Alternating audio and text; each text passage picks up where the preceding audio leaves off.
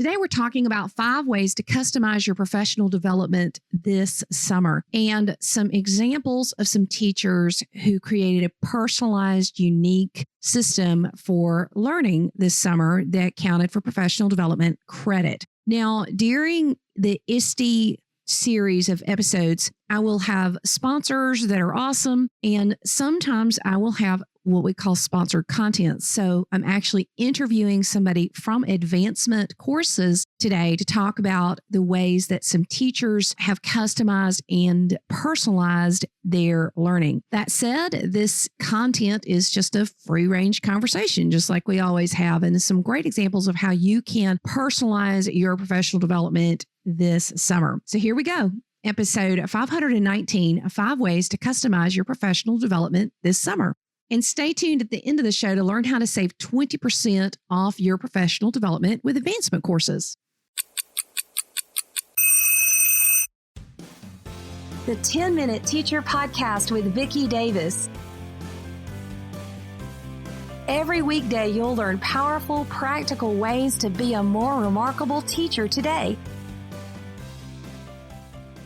Today, we're doing a special episode with Krysia Lazarewicz from Advancement Courses. Now, those of you who have been listening to my podcast for a while, you know what I think about advancement courses, and they have so many incredible offerings. But today, we want to talk about 5 examples of transformative PD. You know, in the summertime, sometimes we teachers have a difficult time figuring out, okay, what am I going to learn? And sometimes the stuff we learn, we feel like is not relevant to what we're doing in the classroom. So, Krysia, you have some examples for us of relevant, impactful learning. What's your first one?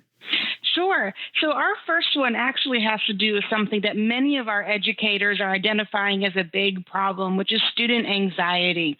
And it may not be surprising to any of you, but our students are dealing with so many challenges these days, from safety drills to weather drills, bomb threats, active shooter lockdowns, things that students don't always know how to process. And so we have a lot of educators who come to us saying, what can I do to make this better?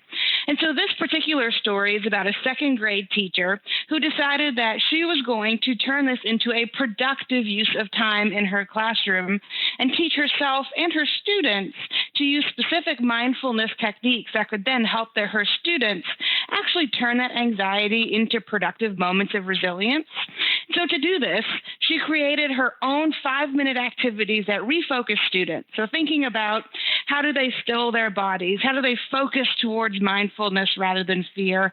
How do they think about different ways that they can bring attention to what's happening internally rather than focus on the fear and anxiety that happens outside? The other really cool thing that she did is she brought parents into this. So she welcomed parents into the classrooms to help students learn some of these new techniques, to bring some of those ideas home. She presented at parents' nights. She presented to other teachers in her building to then help spread some of these skills to other students. And what she found was that through doing this, her students were actually better able to manage those drills, but they were also better equipped to make it through other stressful factors like testing week or in-class assessments or many of the other social conflicts that we know kids experience on a day-to-day basis. So this was a great story because it showed how one teacher can really turn some of these disruptive classroom moments into events for learning. So if teachers are struggling with, helping kids calm or the stress, then mindfulness may be a great option. Absolutely. Okay, so you've given us one example of transformative PD, helping our kids with anxiety and us with anxiety by mindfulness. What's another example? So another example that really happens when our educators start coming together and collaborating around professional development that they can then bring together as a community. So this story is about what happens when a community of educators come together to help solve a particular issue that a particular grade level may be experiencing. So for this one, we had a group of educators who had a classroom of high-need students. And what they did is they came together in what they called a care team to then develop specific plans for each student as they progressed through that particular grade. And so what's so inspiring about this particular approach is that we actually had a cohort of educators rallying around a specific need that their group of students had. And in this cohort, what they did is they focused on developing a strategy to bring all of the relevant people into a community around each student. So they included the principal, the counselor, the occupational therapist, classroom teachers, parents, special education liaison, all the different roles that they could bring to help create those formulaic plans.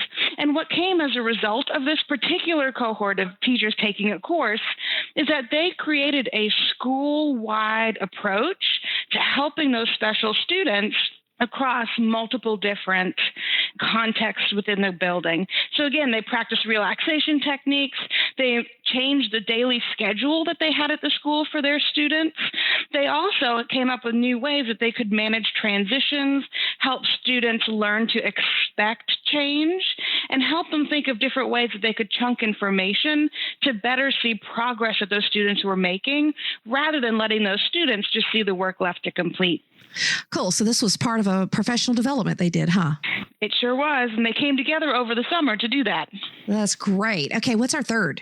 So we know that educators are very collaborative, but sometimes teaching can be very isolating.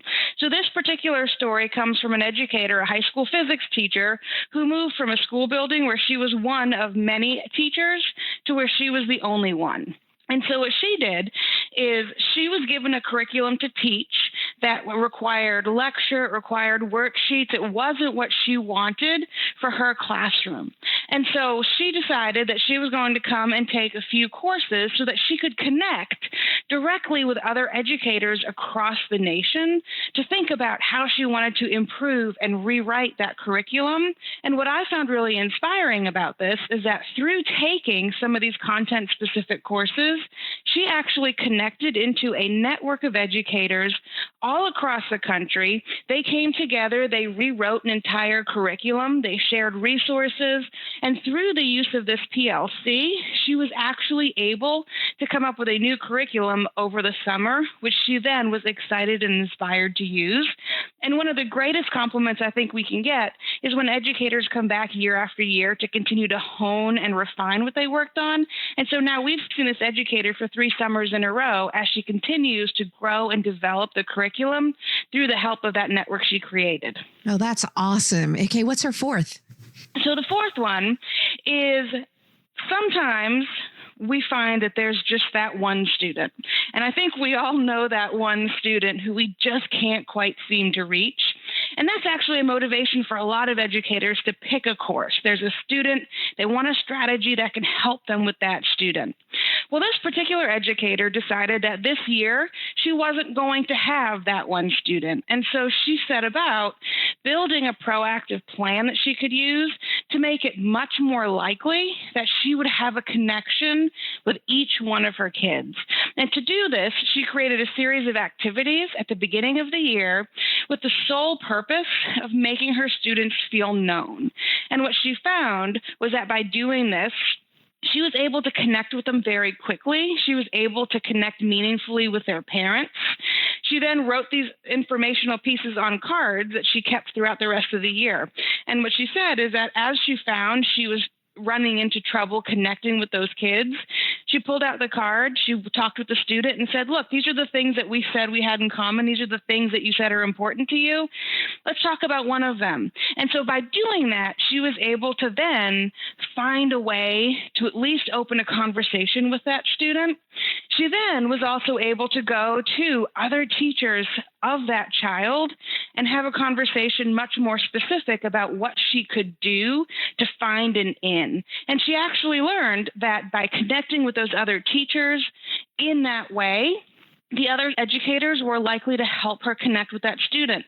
So it opened up the door to have those courageous conversations with other teachers who may be able to help you in cases where you're struggling with an individual student yourself. Well, you have to relate before you educate. Absolutely. It's important. Okay, so you've talked about taking care of students and improving the curriculum, helping kids be mindful. How about teachers taking care of themselves? Which is one of the most important parts of teaching. So social emotional learning is gaining momentum for our students, but sometimes we forget that it applies just as much to ourselves. And so in this particular story, one of our students came to us because she actually said that she was a negative influence on our students as they endure a physically and mentally worn out teacher trying his or her best to present a substantive lesson. And that's a direct quote. Wow. So what she did is she went through and said, well, how am I feeling stress? And she created a stress journal. She noted and described what those situations were. And what she found is that those stressful situations were things that resonated with other educators in her building. She worked with her principal to have all educators create that stress journal. And they found that they actually had control to change many of those pieces that were causing that stress. Things like their meeting schedule, their PD structure, policies around structures for attendance. And so what came out of this was an actual awareness that they could influence change in their building to reduce the overall stress and increase the amount of time educators spent helping students. Wow, I love that idea of a stress journal. I think that could be very, very helpful for everyone. So educators, as you plan your summer, remember to select PD opportunities that are actually going to improve your classroom. We need to have professional development, so let's make it meaningful and relevant and purposeful. Thanks, Krysia. Thank you.